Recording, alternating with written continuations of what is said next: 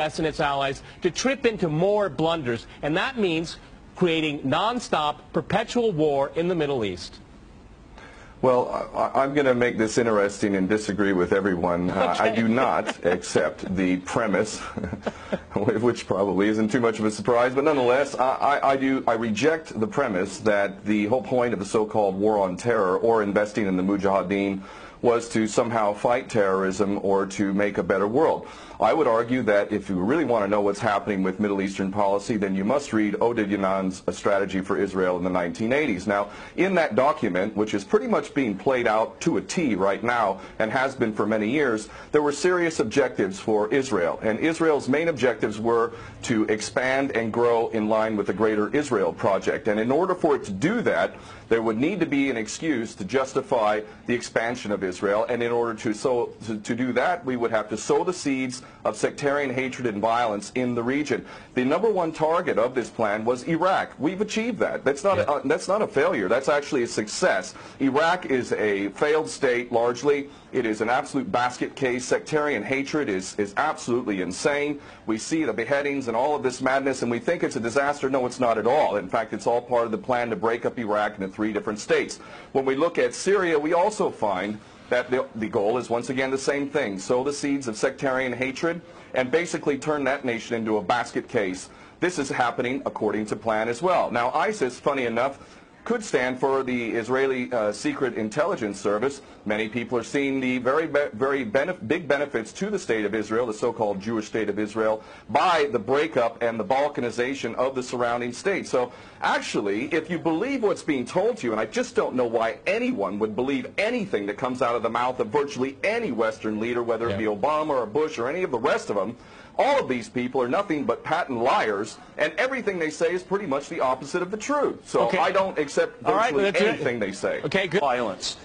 Barack Obama did not bite at the opportunity to get involved in Syria a year ago. In fact, at the time when he was ready to start bombing Assad, just about 13 months ago, and we have he backed off as soon as the first excuse came to mind. We've been supporting ISIS. There is absolute continuity between the policies of Iraq and breaking it up and breaking up Syria as well. It is beyond naive to suggest that the U.S. doesn't have its fingerprints all over ISIS. In fact, tell me this: why has ISIS never once, or al-Nusra Front or al-Qaeda, not once have they attacked Israel? In fact, ISIS militants are getting medical attention in the Golan Heights and in Israel itself. What does that tell you? There is absolute continuity, but the actual policy, just like the Project for a New American Century laid out very clearly, that a, quote, new Pearl Harbor would be necessary to achieve this goal of full spectrum dominance. You could never tell the American people, or the world for that matter,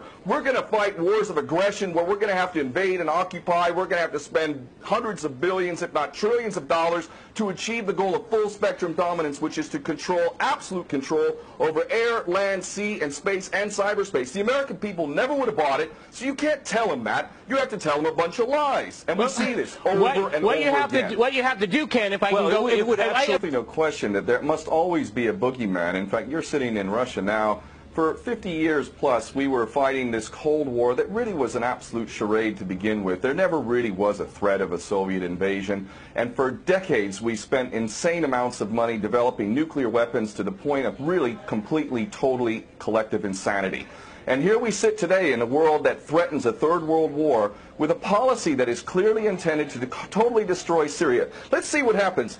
If we take Bashar al-Assad out of the equation in Syria, does anybody with half a brain not understand that that vacuum that's going to be created is going to be a vacuum filled by the most powerful interests there? And who is that right now? Well, that would be our best friends and allies, these little Frankenstein monsters that we create, whether it's al-Qaeda or al-Nusra Front or the latest ISIS monster that we've created. Those are the ones that are going to fill that vacuum, and that fits perfectly in line with Oded Yanan's A Strategy for Israel in the 1980s. And if these other two gentlemen haven't read that document, I seriously suggest you do. Another thing that's really worthy of pointing out is the so-called Islamic State is anything but Islamic. And yes, there is a war on Islam.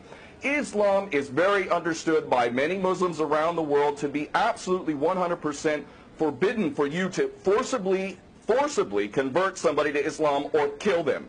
This is totally untrue. Back in the medieval times, when there was Muslim empires, it was an absolute understanding and policy amongst the Muslims who were in charge at that time that those who practiced whatever religion were allowed to continue practicing that religion, and they were not even forced to pay taxes into the Muslim empire itself. However, if people wanted to practice that religion, they would not be able to derive the benefits of the tax system and so on and so forth. The bottom line is no Muslim in their right mind would justify going in and literally executing men, women, and children simply because they don't convert to your religion. These people are not Islamic. They are creations of the monster, which is the empire of the United States and all its cohorts in Israel and England in particular. And this monster is purposely created to justify the continuing insanity of the never-ending war policy, which is really the core of America. And that is exactly why I renounced my U.S. citizenship. This madness cannot be considered anything but the major threat to the world. Okay, Peter, in New York, one of the things we've seen... There are very obvious solutions. One is to arrest the traitors in the U.S. Congress and White House who have sworn to uphold the U.S. Constitution, and somehow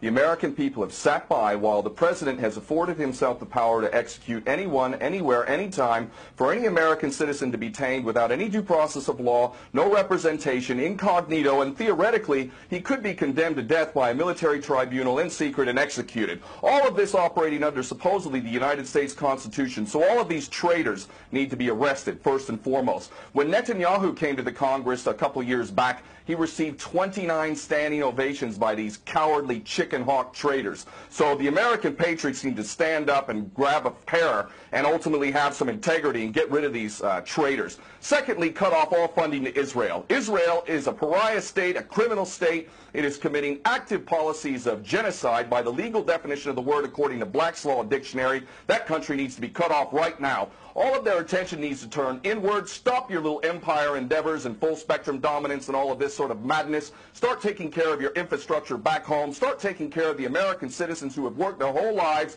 and now find themselves wondering how they're going to keep a roof over their head. All of that is very obvious and very sensible. Or America can continue to decline into an absolute total pariah state, hated and resented around the world, and maybe bring the whole world into World War III. I would prefer that we do the former instead of the latter, but ultimately we need some serious change in government, and that means getting rid of these traitors. Okay.